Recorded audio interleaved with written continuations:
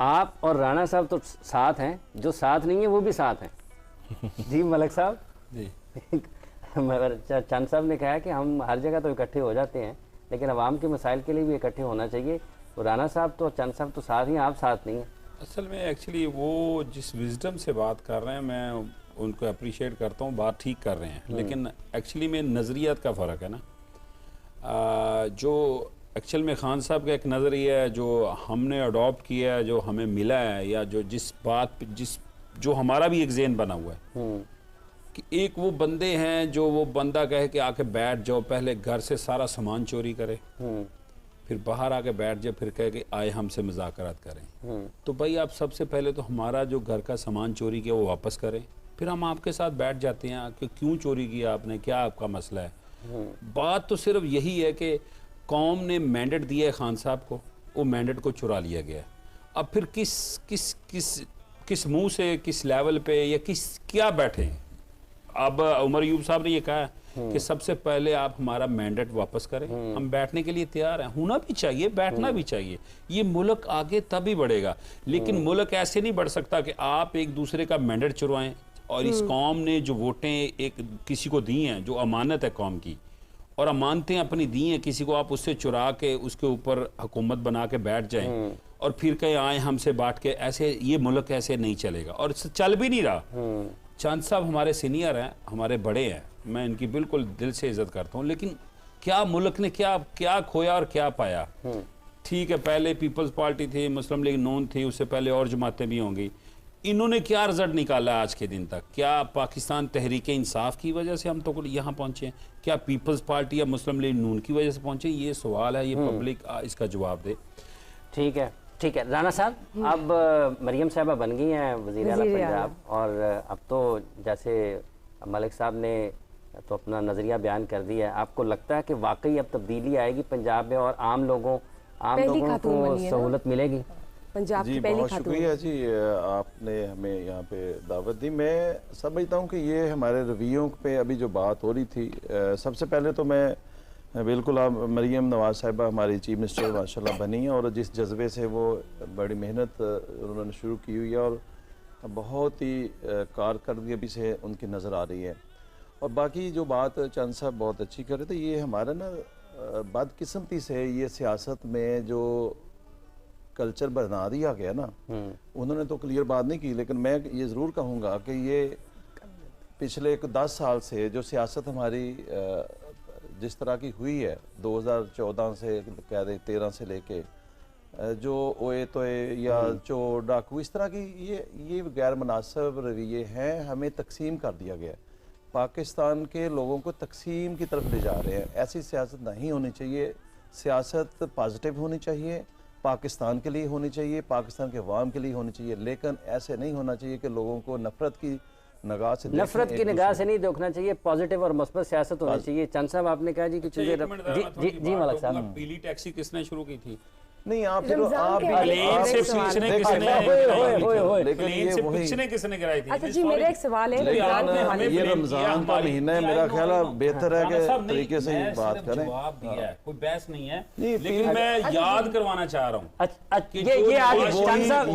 पीली टैक्सी कहने वाले वो ही आप लोगों के साथ है, कोई और इमरान न्याजी साहब के साथ है। चंद साहब देखिए, आपने कहा जी रमजान आता है ना तो खाना पीना कम हो जाता है, लेकिन आप तो दूध के साथ सहरी इफ्तारी दोनों में इस्तेमाल करते हैं, खासा दूध पीते हैं माशाल्लाह। और पाकिस्तान के लोगों को सहरी का बताएं, आपने सहरी में आज क्या खाने में लिया? मैं तो जी सिंपल, अगर शाम को खाना खा लूँ तो फिर सहरी में खाना नहीं खाता, फिर चाय का कप या एक अंडा ले लिया या 2 रस ले लिए।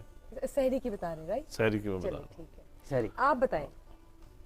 मैं एक्चुअली मैं सैलड्स लेता हूँ, मिक्स फ्रूट्स की, और दूसरी ज़्यादा सहरी मैं उसी से करता हूँ। जब मैं पार्लियामेंट की बात करती हूँ तो आप सब ऑब्वियसली पार्लियामेंट से वाकिफ़ है, तो पार्लियामेंट में रमज़ान में कैसा माहौल होता है, क्या चल रहा होता है, क्या एक्टिविटीज़ होती है? आप तीनों प्लीज़ मुझे जो अभी नज़र आपको यहाँ पे आ रहा है ना, यही वहाँ चल रहा होता है। जो जिस तरह का ये माहौल, मैं हकीकत पे बात कर रहा हूँ, ये देखें ये चीज़ें नहीं पाकिस्तान के लिए सही।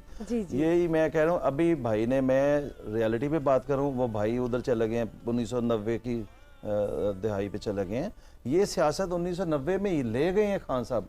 पाकिस्तान ने आगे जाना है, इस तरह आगे नहीं जा सकता। लेकिन पार्लियामेंट में रमजान के हवाले से आप बताएं कि क्या होता है इस तरह ही? देखें जी, जब रमजान के अंदर पकवान क्या होते हैं, मेन्यू बताएं जरा। रमज़ान के अंदर जब कोई इजलास होता है तो मेरे ख्याल में अफ्तारी से पहले ही इजलास ख़त्म हो जाता है। ठीक हो गया। पार्लियामान के अंदर कभी अफ्तारी हुई नहीं। अच्छा, नहीं होती? नहीं, मोस्टली पहले मॉर्निंग में सेशन होता है, अगर कभी आए भी तो इवनिंग में ख़त्म हो मतलब जाता है। बिल्कुल भी उस टाइम पे नहीं होती कि थोड़ा मार्जिन है अफ्तारी होने वाली, आप लोग उससे पहले नहीं, ही उससे free हो पहले जाते हैं? ख़त्म हो जाता ठीक है, हो पहले गया। ख़त्म। आप मुझे बताइए, जब मैं आपसे ये पूछना चाह रही थी पहले भी, ब्रेक से पहले मेरा क्वेश्चन था हज़रत आदम अलैहिस्सलाम से रिलेटेड उनकी तख्लीक के बारे में बताएं।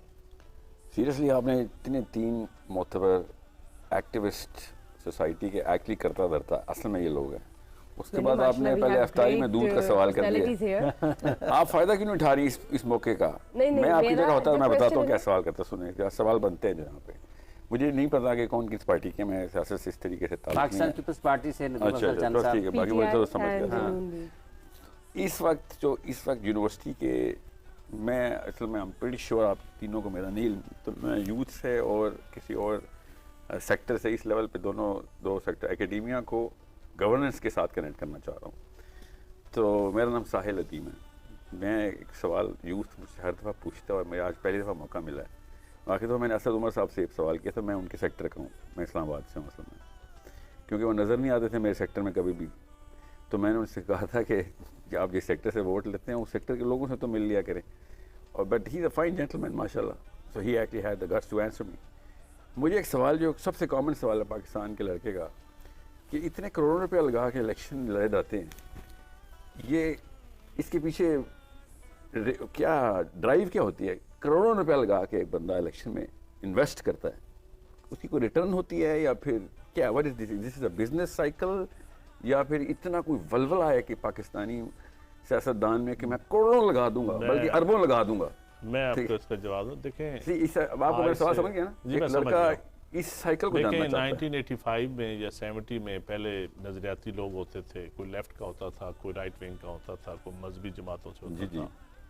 प्रोफेसर्स भी इलेक्शन लड़ते थे, जमात इस्लामी की भी सारी जमातों के लोग तो भी करते हैं। फिर एग्रीकल्चर बेस ज़्यादा इलेक्शन में होते थे, देहातों के ये शहरों में इतना ज़्यादा ट्रेंड नहीं था। फिर वक्त के साथ साथ बिजनेस कम्युनिटी, ताजर तबका सियासत में आता गया। जो ही ताजर तबका सियासत में आया, सियासत में करप्शन भी बढ़ती गई, क्योंकि आप पुराने बिजनेसमैन देख लेना जो सियासत में नहीं होते थे, वो बिजनेसमैन भी ख़त्म हो गए। अब तो जो बिजनेस करता है वो सियासत में, उसका एक भाई डीएमजी में या एक कोई जर्नैल का रिश्तेदार होता है, एक जज का रिश्तेदार होता है, तो एक सियासतदान होता है। अब तो एक बिजनेस हब बन गया। तो सियासत जो है ना, बेसिकली सरमायादार की लौंडी बना दी गई है। मैं ईमानदारी, उसको रिटर्न मिलता है इसका? नहीं, मैं बिल्कुल मिलता है। लोग करप्शन जो करते हैं, जो पैसा लगाते भी हैं, इवन सारे नहीं करते, लेकिन कुछ लोगों के बिजनेसेस ऐसे होते हैं जिनको उस फाइल पे साइन के पैसे नहीं, फाइल के साइन के नहीं, वो क्या एक प्रोफाइल बन जाता है। वो डिसीजन मेकिंग में, पॉलिसी मेकिंग में आके बैठते हैं। वो फिर अपने सेक्टर को जिसकी नुमाइंदगी कर रहे होते हैं, जिससे फंड रेजिंग उन्होंने की होती है। पूरी दुनिया में फंड रेजिंग तो अमेरिका में भी होती है, हर जगह पे होती है। तो पाकिस्तान में भी सरमायादार आके उस जगह पे डिसीजन मेकिंग में आ गया है। तो जहाँ पे आके पॉलिसीज वो चेंज करवाता है। ये सबसे बड़ी यहाँ से करप्शन शुरू हुई है। नहीं, मैं सवाल का जवाब नहीं मिला ना मुझे। मैं बताता हूँ, लगा लें 12 करोड़ रुपया मैं लगाऊंगा। नहीं, आप हर 5 साल 3 साल आप जो सवाल कर रहे हैं वो हम सब पे अप्लाई नहीं होता। ये जनरल सेंस नहीं, आप देखें, सिर्फ इलेक्शन आप लड़ते हैं ना, जो पैसा लगा के पैसा कमाने के लिए लड़ते हैं, ये सियासत का अलमिया नहीं है। अब कोई नौकरी करता है, कोई सिर्फ तनख्वाह के लिए तो नहीं करता। जब कोई फौज में भर्ती होता है, जब कोई फौज में भर्ती होता है, वो सिर्फ तनख्वाह के लिए तो नहीं जंगों पे जाके लड़ता, वो जज्बा भी होता है। वही तो पूछ रहा था। हाँ, तो ये ड्राइव जो है वो चेंज की ना, कि बड़ी चेंज आ जाए। जो खिदमत खल्क होती है, बाज़ की फैमिली पॉलिटिक्स होती है, बाज़ एक जिस तरह ये आए हैं सियासत में एक नज़रिए के साथ आए, इस तरह लोग बड़े बड़े नज़रियाती लोग आए सियासत में एक नज़रिए के साथ आए। अब अलमिया ये हमारी सोसाइटी में जो सोर्स ऑफ इन्फॉर्मेशन हमारे यूथ का होगा है, वो सिर्फ सोशल मीडिया है। वो समझते हैं कि सियासत में जो आता है वो सिर्फ करप्शन के लिए आता है। नहीं, और मैं समझता हूँ हमारे पास लोग आते हैं सियासतदानों के पास, वकील के पास जाएगा तो वकील फीस जरूर लेगा, डॉक्टर के पास मरीज जाता है वो फीस जरूर लेगा, सियासतदान के पास कोई जाता है वो फीस तो कोई नहीं लेता ना। और ना ही सर, लेनी मैं चाहिए, आपको बल्कि एक- अगर वो फीस लेगा तो अब आपने मेरी बात का खुद ही जवाब दे दिया। सोसाइटी में ये अपनी नुमाइंदगी का जो हक देती है आवाम, वो सियासतदान को देती है, उसको चुनती तनख्वाह भी है। देती है सर वो। अच्छा, तनख्वाह कोई चीज नहीं होती, तनख्वाह बहुत थोड़ी होती है। तो फिर आप डॉक्टर को क्यों आपने इस्तिस्ना दिया कि डॉक्टर बेशक जितने मर्जी ले ले? नहीं, मैं तो इस्तिस्ना नहीं दे रहा। तो डॉक्टर अगर गवर्नमेंट अस्पताल में है ना तो वो एक्स्ट्रा पैसे नहीं ले सकता इस बात नहीं, तो यहाँ तो लेते हैं। चांद भाई इसको तो मैं लेते थोड़ा हैं, सा ये सिंपलाइज कर ये जो चीजें हैं ना, ये वही ले- बात है जो सियासत को बड़ा सिंपल बदनाम सा सवाल करने है, इसको मैं वाले मैं कॉम्प्लिकेट जवाब मामलात के दे रहा हूँ, पीछे। एक मिनट मैं बताता हूँ एक मिनट सर, मैं सिंपल जवाब देता हूँ, बात सुने।